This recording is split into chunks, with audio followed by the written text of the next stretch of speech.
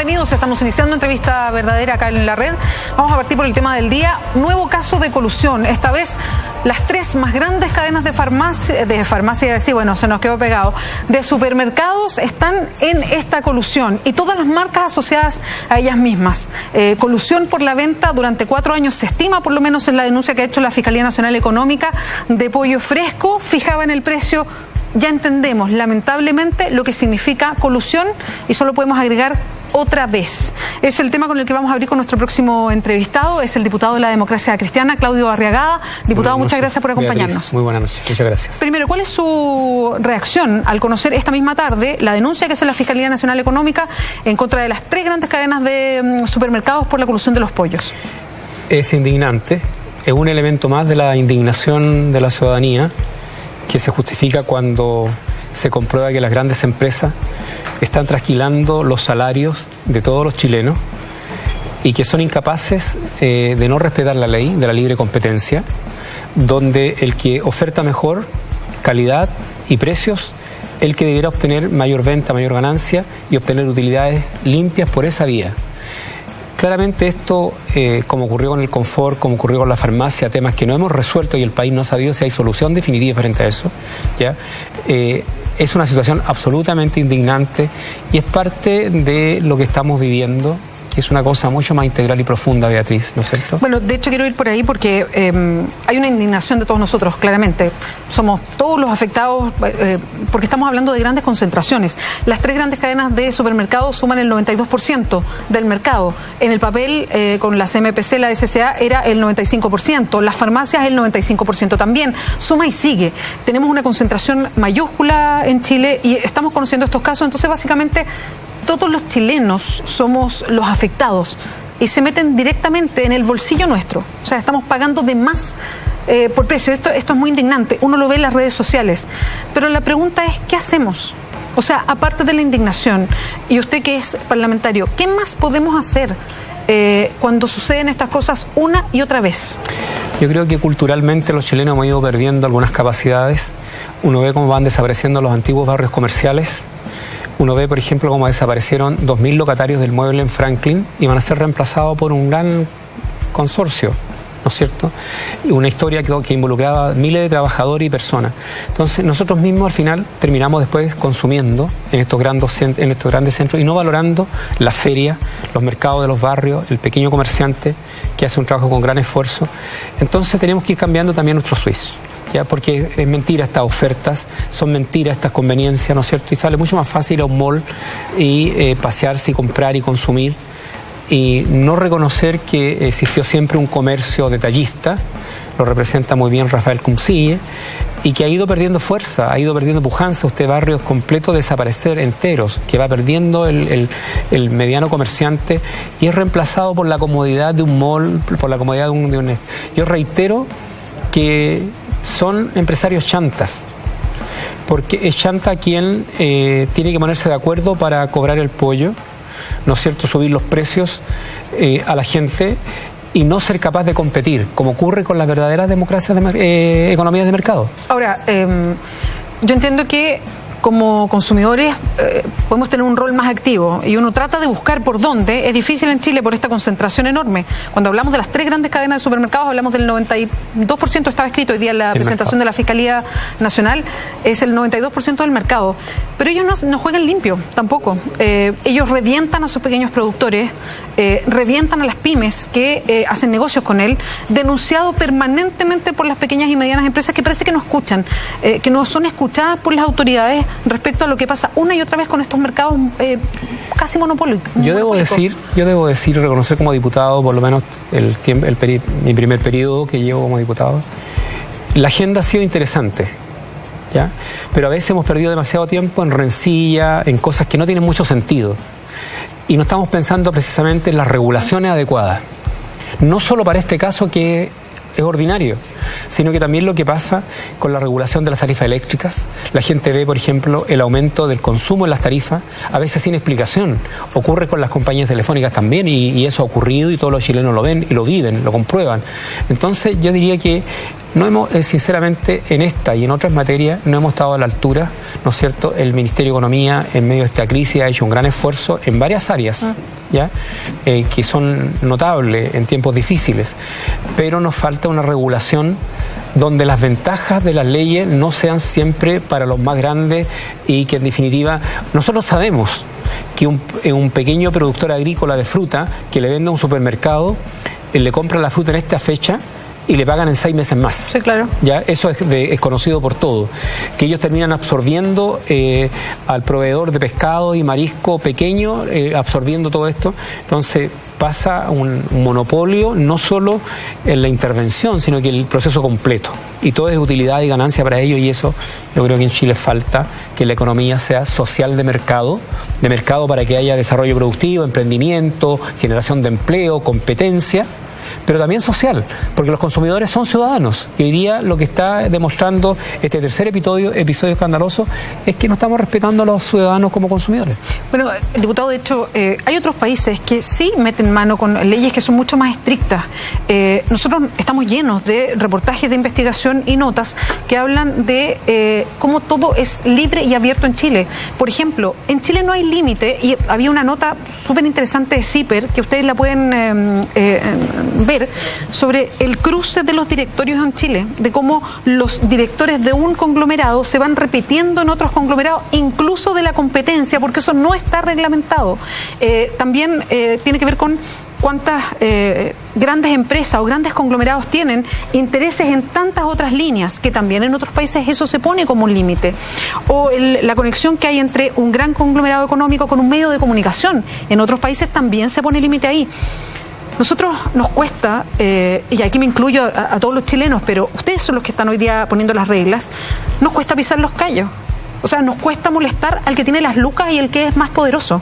Entonces, ¿cuándo vamos a entrar de verdad a poner este tipo de reglamentos? Ir aumentando, no solamente con algo que todavía está en el Parlamento, que son leyes más estrictas, con cárcel para la colusión, multas mucho más altas, que tengan que ver con el perjuicio que provocaron a los ciudadanos, que todavía están en el Congreso, sino con otro tipo de regulación a lo que pasa hoy día en Chile.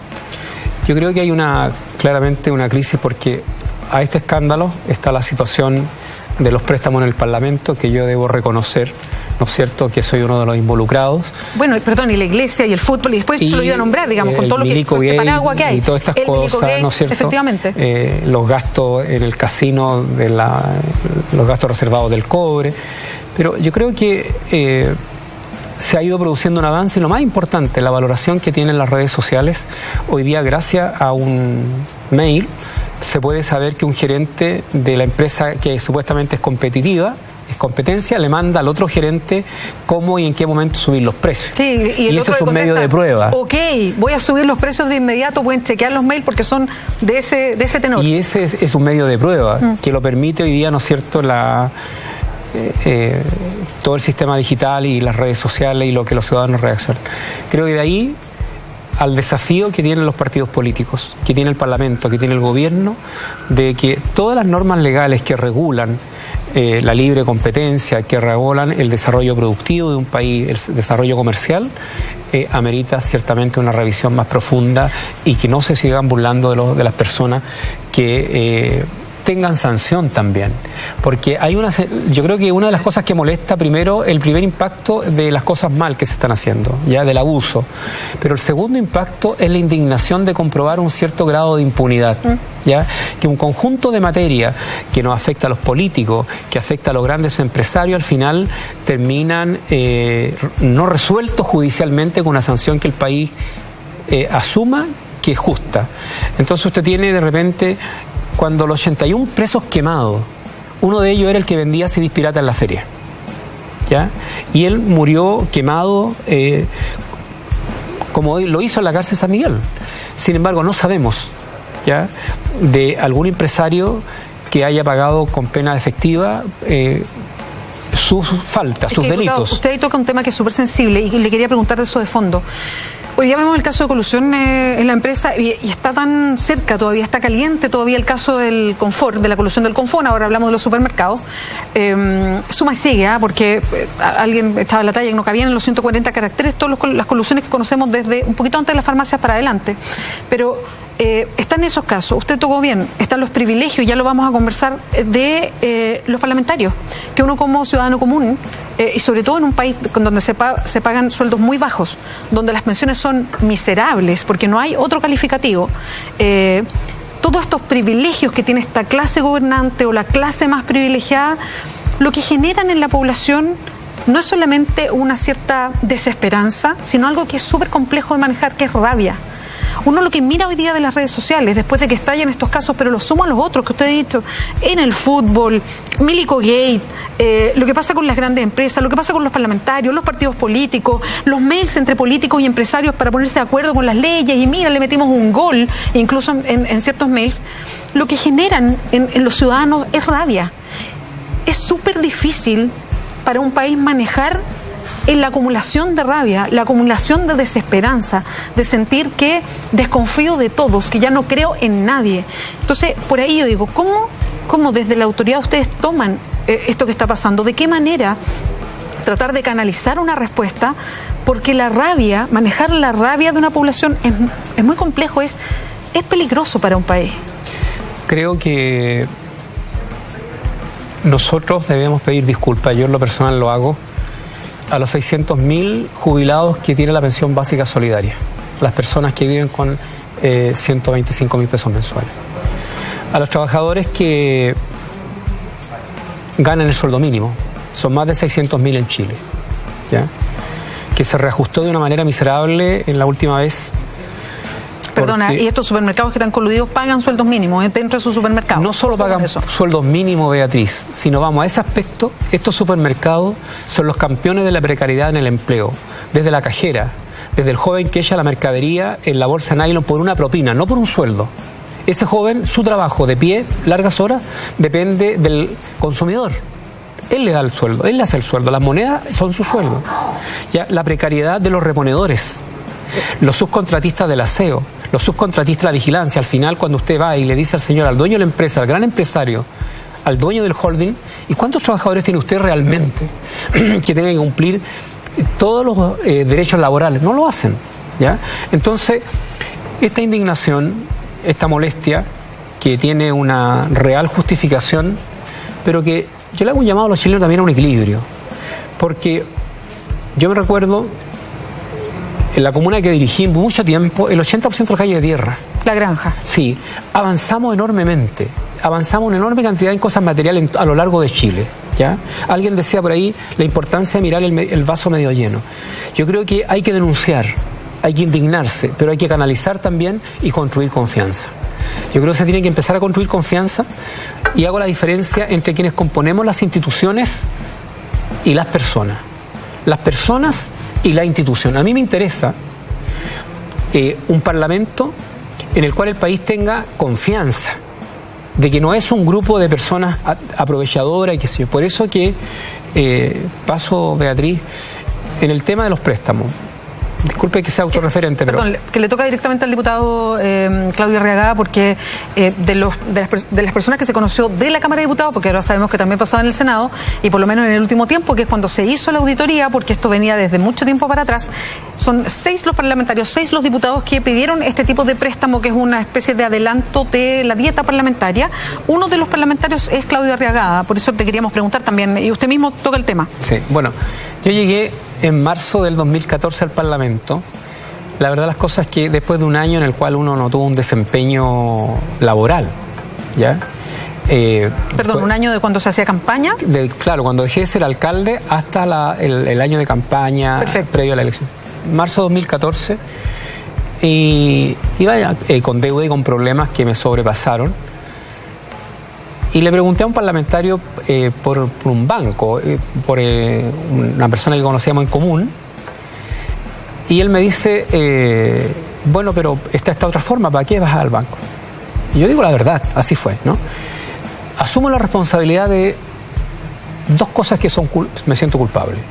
Una, no haber dimensionado las exigencias que tienen para otros chilenos. Una persona común y corriente que vive un préstamo vive un proceso de tramitación, ¿ya? Y le puede que le resulte o no. El caso nuestro rápidamente nos resultó.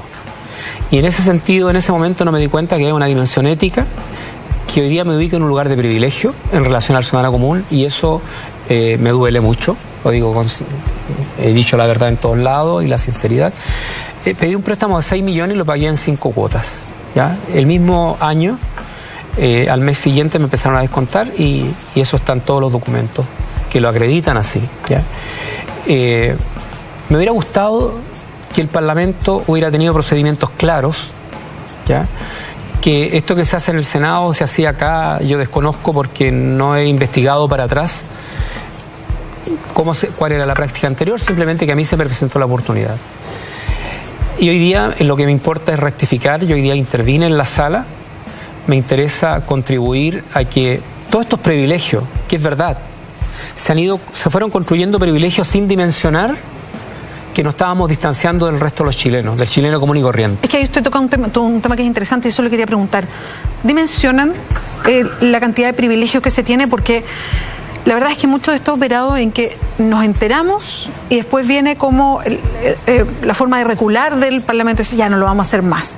Pero nos vamos enterando de prácticas que uno como ciudadano común no entiende mucho.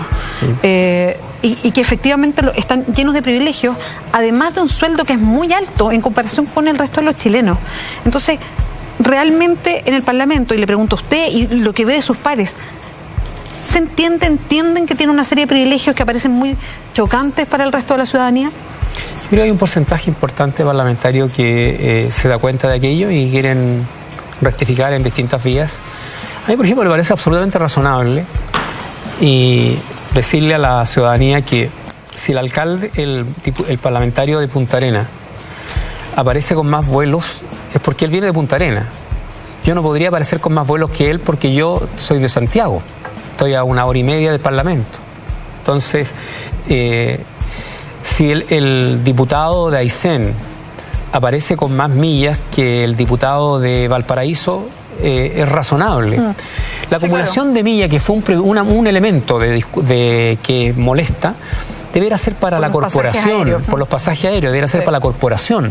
Esos diputados tienen que viajar permanentemente de su región a Santiago. Entonces, no debiera ser para el diputado. Luego viene este escándalo de los pasaportes. A veces hemos averiguado quién toma esas decisiones, en qué instancia. A mí nunca me consultaron el tema de que iban a rebajar 10.000 pesos el pasaporte. Lo encuentro una estupidez. Pero contribuye a decir, pero mira, ¿por qué razón?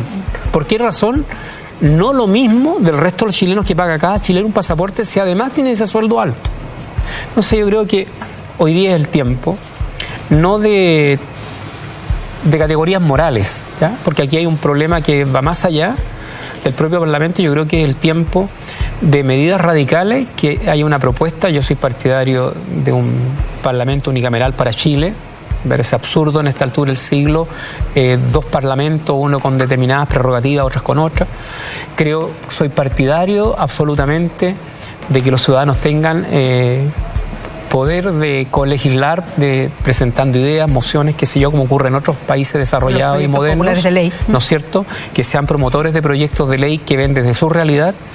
Entonces, espero ese cambio, y además de haber pagado mi deuda, de sentir la vergüenza, porque a nadie le gusta el escarnio público. Yo tendría que ser un ser irracional que me dispusiera a propósito para ser ofendido. No, fue un error, ¿ya? Fue un error, y de un adelanto de mi sueldo, en todo caso, ¿ya? Que lo pagué en 5 cuotas. Pero no, creo que es importantísimo hacer un cambio en esa corporación, ¿ya? No es que quiera cerrar el debate respecto al tema del Parlamento, pero sí me parece que están agotadas todas las instituciones. Hoy día Chile tiene que mirarlas profundamente. Cuando se queman los 81 presos, viene todo el escándalo inicial, después los sumarios, y no hay ningún responsable, ¿ya? Cuando mueren los 45 jóvenes en Antuco y los oficiales iban con el implemento del pertrecho militar adecuado y los jóvenes iban con ropa inadecuada, termina un capitán un breve tiempo detenido y todo sobreseído, y esa familia con ese dolor eterno.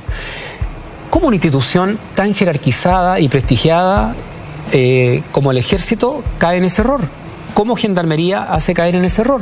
¿Cómo en el Parlamento terminamos cuestionados por algo que evidentemente es un privilegio en relación a lo que he mencionado del resto de los chilenos? Entonces hay un agotamiento ya de la institucionalidad y no hemos sido capaces, a la par de una tremenda agenda de reforma en Chile, porque la reforma educacional de educación superior, la vieja aspiración de garantizar el acceso universal para los jóvenes que tengan capacidad para ingresar a la universidad y que cuando egresen no tengan la mochila de una deuda con la banca pagando intereses usureros por 15, 20 años. Cuando egresen, que sean profesionales, que constituyan familia, que sean felices, que compren casa y que disfruten el esfuerzo de su estudio. Eso hoy día no ocurre. Entonces, la reforma ha sido interesante en todas las áreas, Beatriz, ¿ya? Sin embargo, está esta insatisfacción, esta indignación por lo que hacen los privados, lo que hacemos los políticos, la incompetencia de los partidos, pero también les debo decir que estamos en una cultura donde el exceso de consumo tiene a la gente sobreendeudada, a veces hasta 10, 15 veces sus sueldos. El grado de insatisfacción, de malestar permanente, de repente se expresa en rechazo a acciones torpes como la que hemos vivido en el Parlamento. Vamos a hacer un alto, estamos en Entrevista Verdadera. Solo una reflexión antes de irnos a la pausa y que tiene que ver con el caso nuevo de colusión, que es lo que estábamos conversando con el diputado Arriagada y los otros temas que nos provocan esto. Mi pregunta es, ¿qué hacemos? ¿Qué nos queda a la ciudadanía cuando hay casos de colusión como el que recién conocimos? Es interesante porque hoy día hay sanciones mínimas, esto se vuelve a repetir y parece que no tenemos legislación adecuada. Entonces la pregunta es, ¿qué hacemos nosotros? ¿Qué nos queda como ciudadanos? Hacemos una pausa aquí en Entrevista Verdadera y ya estamos de vuelta, espérenos.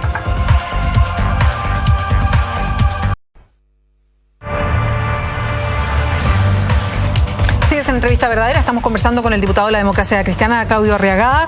Diputado, ya tantos temas para hablar y bueno, se agregó el de la colusión con el que partimos. Lo quiero llevar un poco a la Democracia Cristiana y lo quiero relacionar con lo mismo que veníamos reflexionando. En la Democracia Cristiana dentro de la nueva mayoría ha habido hartos tirones. Yo diría que incluso varias pataletas, y perdón que lo diga así, pero pataletas de reacciones durante los últimos 2 años. Es más, hoy día, si uno mira la nueva mayoría desde afuera, parece que la gente a favor y en contra de la nueva mayoría está dentro de la nueva mayoría. La oposición casi no existe, está todo dentro de la nueva mayoría. Y la Democracia Cristiana juega un rol bien complejo, muchas veces de oposición. Le menciono lo que pasó con el ministro Burgos y cómo esto fue algo totalmente afuera, no se discutió dentro de la moneda, sino que fue hacia los medios de comunicación para dejar clara la molestia, el tironeo con el presidente de la Democracia Cristiana, que pedía cambios, que le iba a decir esto a la presidenta, una situación que los otros partidos de la nueva mayoría criticaron, lo que pasó con la DC. Después vino una carta de 26 militantes criticando la forma en que se ha llevado adelante la reforma e incluso el fondo de algunas reformas también. Lo que uno no entiende porque la DC es o no es parte de la nueva mayoría, es o no es parte de los objetivos de gobierno. Por otro lado, y usted es firmante, están otros militantes que no les gustó nada la carta anterior. Entonces, ¿qué pasa? ¿Qué rol está jugando hoy día la Democracia Cristiana a propósito de todo lo que hemos hablado, de los cambios para Chile, de esta sensación de que las cosas no se están haciendo bien, de la rabia acumulada por los problemas en las distintas áreas? Quiero señalar que en este periodo, este breve tiempo, tenemos el derecho a voto de los chilenos en el extranjero pronto. Tenemos una serie de reformas profundas, la reforma educacional con todos sus aspectos, la difícil etapa inicial, reforma tributaria, ¿ya? Próximo con todas las dificultades de una reforma laboral que garantiza derechos a los trabajadores y es un avance notable. Y somos una coalición de centro-izquierda. No somos un solo partido, tenemos visiones distintas y la Democracia Cristiana tiene visiones distintas en un conjunto de materias. Perdón, ¿usted está como demócrata cristiano satisfecho con estos últimos episodios? No estoy satisfecho y lo que menos me satisface es que un grupo de personas militantes de la Democracia Cristiana que hayan ocupado algún cargo de poder en el Chile y que tengan influencia en los medios de comunicación aparezcan hablando por los demócratas cristianos. Nosotros tenemos un origen de Perdón, usted se refiere a esta carta de los 26 Sí, militantes. me refiero al señor Alinat y a todo ello. Una de las figuras, claro, sí. es Eduardo Alinat, Mariana Elwin. Por cierto, esa carta no es un reflejo ni una interpretación de lo que piensan los demócratas cristianos. Los demócratas cristianos estamos comprometidos con la reforma. Más allá, cuando el desafío es profundo, nos pasa en nuestras vidas. Cuando uno está sometido a una situación difícil, compleja, queda expuesta las debilidades, ¿ya? Nosotros a veces no hemos sabido zanjar de una manera que más asequible al ciudadano nuestras diferencias. Y terminamos en rencilla, en pataleta, como usted le ha llamado, qué sé yo, en cosas que no corresponden, en procedimientos tampoco inadecuados, ¿ya? Porque a mí me parece que el ministro del Interior en cualquier país del mundo es la autoridad máxima, del jefe político de la coalición. Es la persona que tiene que estar informado de todo, ¿ya? ¿Usted respaldó lo que hizo Burgos? ¿En qué sentido? De expresar hacia afuera este desagrado que tenía porque no había sido invitado, en decirle a los medios de comunicación que no fue invitado, después que iba a hablar con la presidenta, y después de la reunión con la presidenta diciendo me quedo, pero la presidenta se comprometió conmigo que no iba a suceder de nuevo. La autoridad del país siempre es la presidenta de la República, ¿no es cierto? Y a su mandato y a sus decisiones están sometidos todos los ministros, incluyendo al ministro del Interior. Uno quisiera formas que respetaran la supremacía del poder del presidencial, y también quisiera respuestas presidenciales que integren y respeten a todos sus ministros, ¿ya? Yo creo que la democracia cristiana en su interior tiene un compromiso con las reformas, tiene de sus últimos congresos ideológicos compromiso con terminar, por ejemplo, con el lucro de la educación, ¿ya? Nosotros nos comprometimos con una educación pública de calidad y gratuita, sin excluir el derecho a elegir que puedan tener algunos, pero los que quieran educación particular, que quieran elegir una educación, que la paguen. Y aquellos que hacen educación con plata del Estado, entonces sin lucro, con calidad, como merece cualquier niño. Entonces yo diría que tenemos diferencias que no las podemos negar, no las podemos ocultar. No pensamos lo mismo que el Partido Comunista en materia de derechos humanos. No pensamos lo mismo que el Partido Socialista en materias valóricas, ¿no es cierto? En muchas otras cosas tenemos diferencias. Algunos quisieran ir más allá. Justamente el esfuerzo, el ejercicio de la coalición es ponerse de acuerdo, teniendo a veces miradas distintas en un conjunto de materias. Diputado Claudio Arriagada, muchas gracias por acompañarnos esta noche. Gracias a usted, Beatriz.